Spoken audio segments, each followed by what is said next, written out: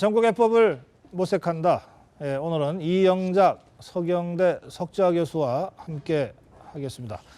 조금 전에 문재인 대표의 호남행 효과가 있겠느냐 없겠느냐. 호남의 효과가 없더라도 수도권에는 있을 수 있다. 이런 분석들이 좀 있었습니다. 자, 이영작 교수 모시겠습니다. 어서 오세요. 네. 예. 문재인 전 대표가 다시 호남을 간다는데 네. 효과가 있습니까 없습니까? 글쎄 효과가 있겠어요. 음. 네, 그게 얼마나 힘들게 호남이 친노 친문에서 떨어져 나왔는데 네.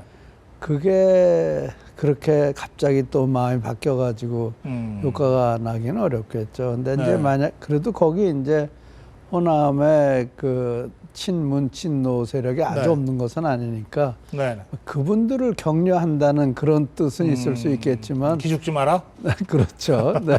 나 아직 살아있다. 네, 그런 거 이상의 무슨 의미는 갖기가 어려울 것 같습니다. 알겠습니다. 그 지난 8일에 네. 호남에 가서 광주에 네. 가서 네, 호남의 지지를 거두면 네, 정계 은퇴 대선 불출마 네. 하겠다 이렇게 얘기했잖아요. 네. 근데 이제 호남의 지지를 거두면을 어떻게 누가 판단하냐? 어떤 기준으로 판단하냐? 뭐 당장 이제 그런 문제가 제기가 되는데 네. 그걸 어떻게 봐야 됩니까? 왜 이렇게 복잡하게 생각해요? 네. 호남에서 지면은 호남이 지지하지 않는 거죠. 그 지면은이 어떤 게 기준입니까? 28석 중에 28석 14석 아래면 그렇죠. 절반 아래면 네, 진다. 절반 아래면 지는 거죠. 근데 지금 뭐 여러 여론조사나 판세를 보면 네, 14석 아래잖아요. 더민주가. 그렇죠. 네. 그렇게 파악하고 계시죠? 지금 그렇게 그럼 알고 좋네요. 있죠.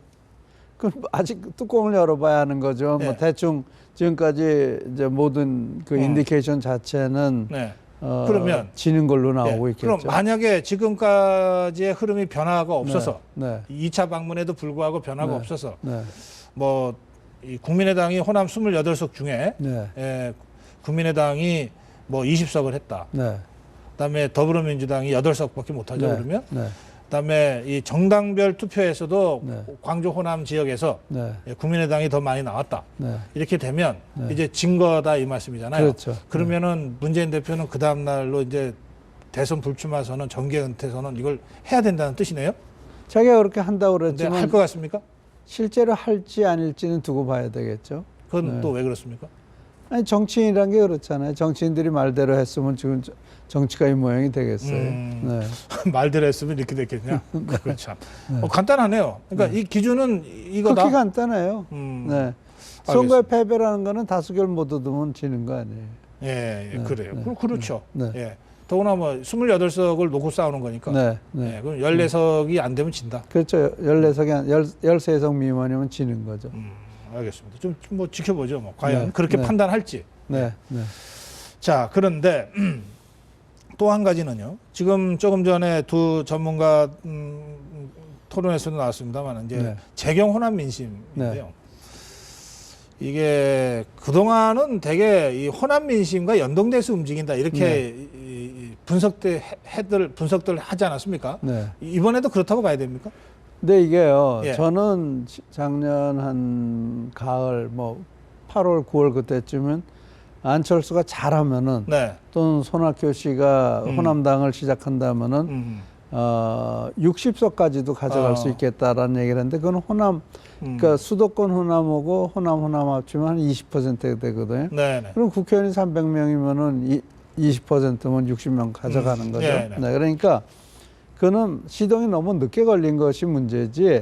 네, 그 연동이 안 됐다고 보기는 어렵습니다. 아, 그렇군요. 네, 이 호남 민심과 수도권 재경 호남 민심은 연동된다. 항상 연동되죠. 네, 그러니까 연동된다. 지금 변하고 있는 거 아닙니까? 그러면 지금 수도권에서 정당 지지에서는 국민의당이 더불어민주당을 앞섰다. 뭐 이런 조사도 나오고 나오잖아요. 있더라고요. 그럼 네. 그게 다 이 호남 민심과 수도권 호남 민심이 연동돼서 움직인 결과다. 그렇게밖에 볼 수가 없을 것 같은데요. 네, 그거는 분명하죠. 네. 젊은 층의 움직임은 혹시 좀 파악이 됩니까?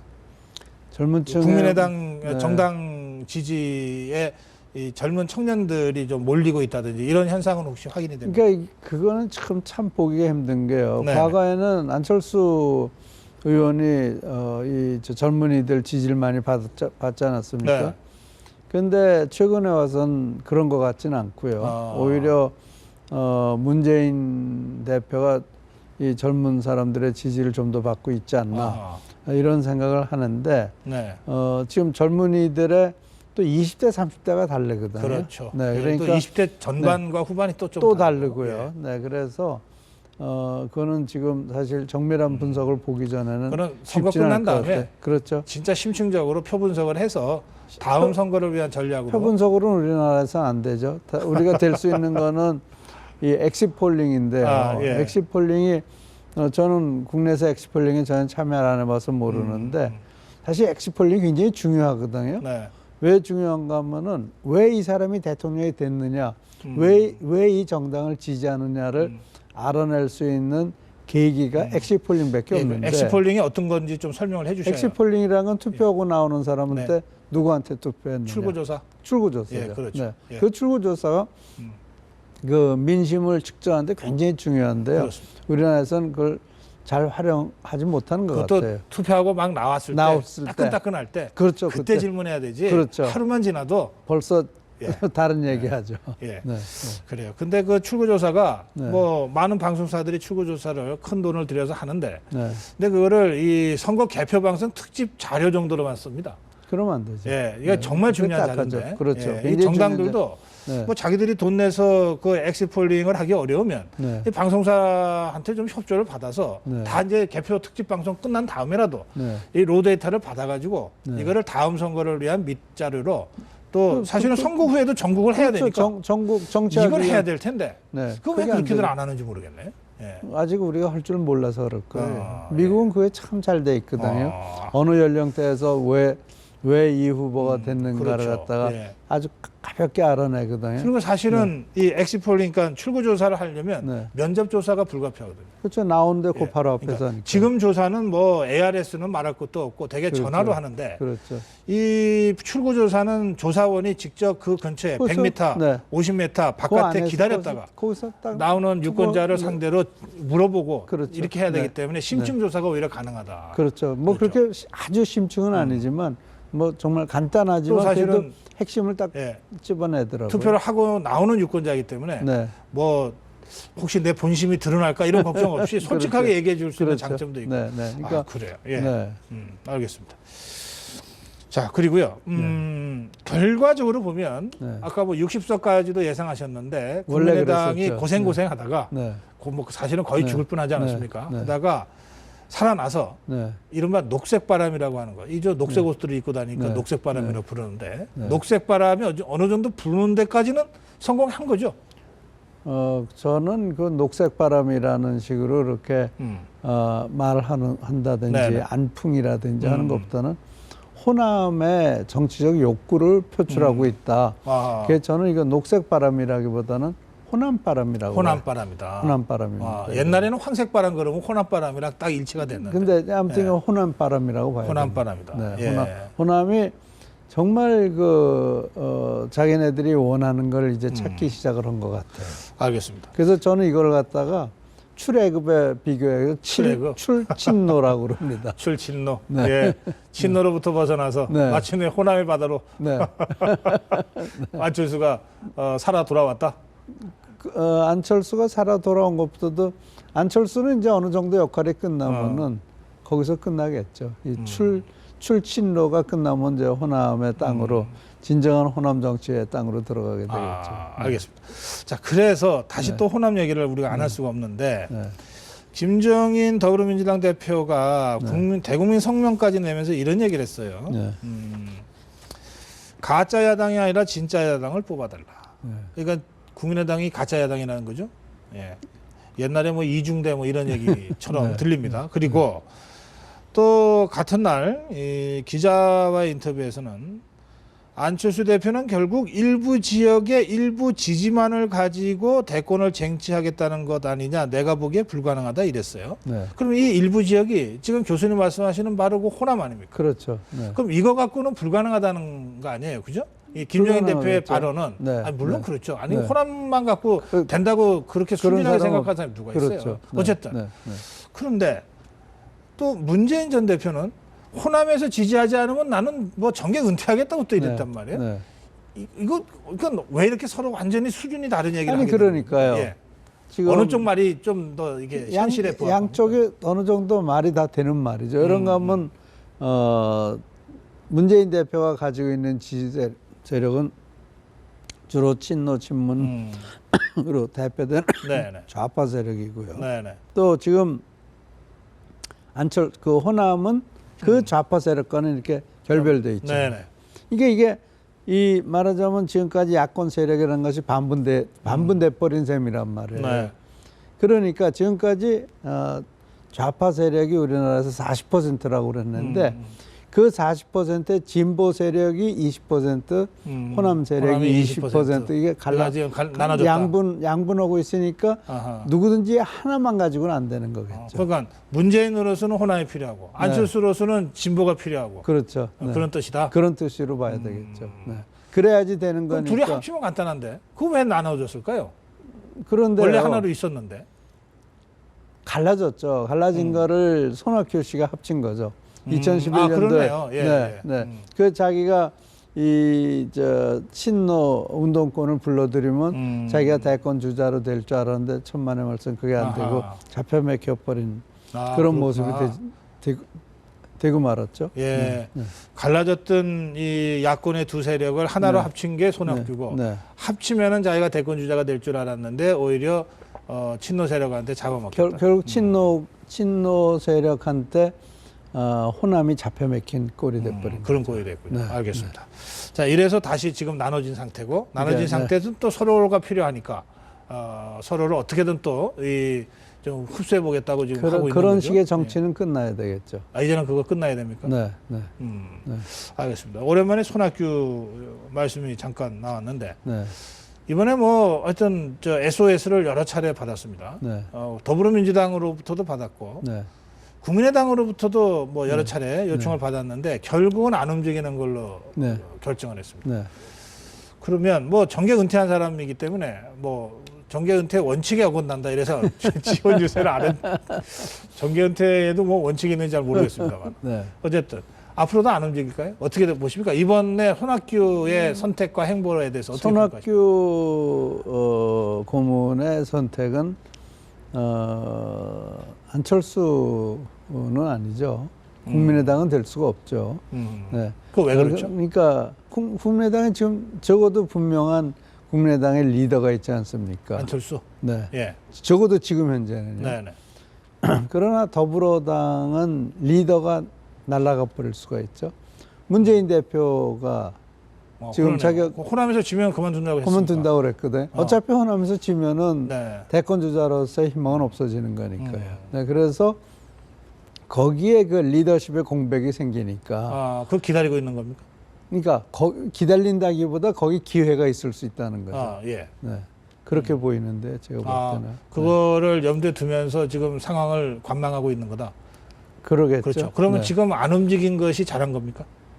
지금으로서 움직여봐야 어차피 지는 선거인데요. 그러니까, 그러니까 그래도 네, 지는 선거라도 이 선당우사라고 하는 거 있잖아요. 진정성. 네. 이런 거를 보여주면 이 더불어민주당의 많은 당원 대의원들이 역시 네. 손학규 그러고서 감동하고 없던 지도 생기고 그런 효과는 혹시 없습니까? 글쎄요. 저는 그거는 상상하기 힘들 것 같은데 왜 그런가 하면은 지금 거기 머리가 너무 많지 않습니까? 네. 지금 문재인 대표도 있고 김종인 대표도 네네. 있고 거기다 또 끼어들어가 버리면 결국 치어리더밖에 안 되는 거니까. 그래서 그러니까 거기 지금 현재는 들어갈 수 있는 입장이 아니지만 예. 그리고 또 이 선거 결과가 어떻게 될지도 모르고 네. 확실한 진다고는 다 돼 있지만 네. 그것도 또 확실한 것도 아닌 거고 그러다 문재인 대표가 어떤 행보를 예. 취할지도 모르고 그런 모든 게 복합적이니까 손학규 고문으로서는 지켜보는 것이 가장 좋은 방법일 거라고 생각합니다. 알겠습니다. 네. 예. 뭐 지켜만 보다가 말 수도 있는데. 항상 그래요. 지금 그 결단을 해야 되는데. 그러니까. 네, 예. 네, 지켜만 보다 말 수도 있습니다. 네. 자, 그렇고 새누리당이 이제 뭐 이틀 남은 선거 사실은 이제 하루 정도 남았는데 네. 김종인 대표가 뭐 금을 뭐 3억 원 이상 8.2kg이라 그러니까 제법 좀 되겠죠? 예. 전 개념이 없어요. 뭐 4천만 원짜리 시계라 그러는데 시중가 4천만 원인데 낡은 시계니까 뭐 실제로 중고상에 가져가면 얼마나 받을지 사실은 몰라요. 그건 모르죠. 20년에 선물로 받았다는데. 하여튼 이런 걸 갖고 공격에 나섰는데 제 질문은 이게 효과가 있습니까 없습니까? 무슨 효과가 있겠어요. 더더군다나 지금 김종인 대표가 예. 당의 실권자가 아니잖아요. 아. 지금은 당의 대주주는 이번에도 다시 또 문재인 대표라는 것이 드러났는데 거기서 지금 김종인 대표를 공격한다고 누가 그 말 그 효과도 없는 듣기는 공격을 왜 할까요 그러면 이 아까운 시간에? 글쎄 말이에요. 저도 그거는 왜 그런 거 하는지 저도 이해는 안 돼요. 아. 네, 또 메시지를 흐리게 하잖아요. 그러니까 새누리당이 유권자들한테 하고 싶은 얘기는 그게 아니잖아요. 네네. 김종인이 저 고급 시계 차고 다니니까 안 된다는 게 아니잖아요. 우리가 이렇게 훌륭한 일을 할 테니까 찍어달라고 얘기를 해야죠. 그건 잘못한 거죠. 그 훌륭한 일 내세울 게 없으니까 이런 거 하는 건가요? 글쎄요. 그렇지 않아도 그래도 할 말은 꽤 있을 텐데요. 알겠습니다. 네. 그 김무성 대표가 네. 울산에 가서 한 얘기 네. 있잖아요. 예. 시운해고 네? 시운해고 맞게. 네. 네. 그러니까 사실상 그동안 뭐 새누리당과 박근혜 정부가 굉장히 중요한 국정 현안으로 추진해 왔던 네. 노동오법. 네. 그중에 대통령이 하나 양보해서 노동사법이 됐는데 네. 이것에 정면으로 반대되는 뉘앙스의 이야기를 했습니다. 네. 그런데다가 그 지원 유세가 안효대 후보 지역인데 네. 안효대 후보는 내놓고 노동오법을 반대한다 이랬단 말이에요. 네. 이거는 어떻게 봐야 됩니까? 그건 완전히 잘못된 거예요. 그런 것도 파퓰리즘이라고 할 수 있나요? 그 당장의 눈앞에 보이는 표 때문에 그렇게 했는데 예를 들어 쉬운 해고 사실 쉬운 해고라는 거는 말이 어달르고 아달르시 정말 그거는 이어령 비어령이 될 네, 수가 있어요. 네, 근데 반대한다. 반대한다. 이건 해석의 여지가 없는 거예요. 그렇죠. 그냥 해석의 여지가 없는 거죠. 그러니까 그거는 정부에 반대하고 새누리당이 반대한다는 뜻입니다. 그 여당 내에도 반대파가 있을 수 있는 거 아닌가요? 예. 뭐 그런 식으로 받아들여야 되겠죠. 네. 그래요. 네. 그러면 그럼 오죽 급하면 또 그런 얘기를 했겠어요. 그래요. 근데 이래도 되냐 이거죠. 집권당이. 더구나 뭐 안효대 후보야 뭐 워낙 자기 지역구가 노동자들이 많고 답답하니까 네. 뭐 나는 이 지도부와 생각이 다르더라도 네. 내가 이거 할 수밖에 없다. 네. 이럴 수 있지만 당 대표는 좀 다르지 않습니까? 그거는 옳은 말씀이에요. 그런 예. 얘기하면 안 되죠. 예. 안 되지만 거기 갔을 때 현장에 갔을 때 이걸 해달라고 자꾸 그러면 또 이기지 못해서 하는 방법도 있는 거거든요. 내가 왜 그런 얘기를 하냐면요. 예. 우리나라 대통령 선거에서 네. 공약을 보면 굉장히 즉흥적인 것들이 많아요. 대통령 선거. 예. 네. 네. 그게 무슨 사실 전혀 할 필요 없는 공약. 저 노동호법 반대한다고 당선 안 될 사람이 당선되고 당선될 사람이 당선 안 되는 거 아니거든요. 예. 네. 그러니까 너무 그 선거나 선거 메시지를 즉흥적으로 한다는 그런 것이 참 저는 안타깝다고 생각합니다. 네. 잘못된 거예요. 예. 네. 뭐 이번 선거도 어떤 면에서는 이번 선거야말로 이슈가 별로 없어서 그런지 네. 이게 뭐 네거티브가 더 기승을 떨치고 있는 선거처럼도 보입니다. 그런데 김무성 대표가 지금 유세하면서 계속 운동권 정당한테 표 줘서는 안 된다. 네. 이런 단어를 구사하고 있어요. 네. 운동권 정당. 네. 이건 어떻게 봐야 됩니까? 운동권 정당하고 좌파하고 같은 말이고요.